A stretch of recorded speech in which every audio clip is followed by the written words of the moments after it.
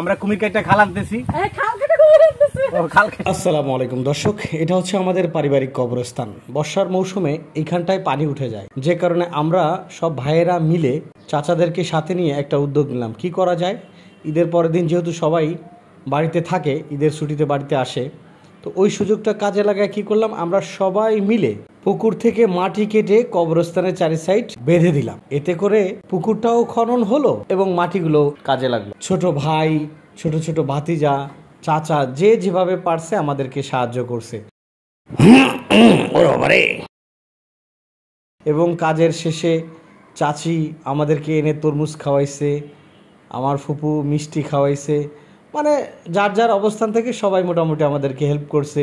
বিকেলবেলা যেই চাচাগুলো আমাদেরকে সময় দিতে পারে নাই, তারা আমাদেরকে কিছু অর্থ দিয়েছে, যা দিয়ে আমরা ঠান্ডা হাবিজুবি বাদাম চানাচুর খেয়েছি।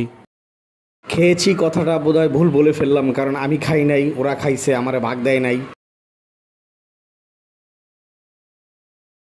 আমরা কাজের ফাঁকে একটু রেস্ট দিচ্ছি। আমরা কুমির কাইটা খাল আনতেছি। কাল কেটে কুমির আনতেছি, কাটাকাটির এক পর্যায়ে এখন রেস্টে আছি। কেউ মিষ্টি খাওয়াইলো, এই যে বড় ফুফু, হ্যাঁ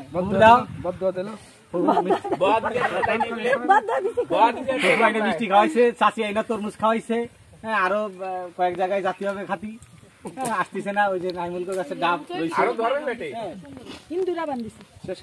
আর ওই যে ওই সাইডে ঘুরেও ক্যামেরা ওই যে আছে আমাকে বড় ভাই ভালো খাদক, ওই যে আসি দেখি বোঝা যায় বিটি মানুষের মতো আসে।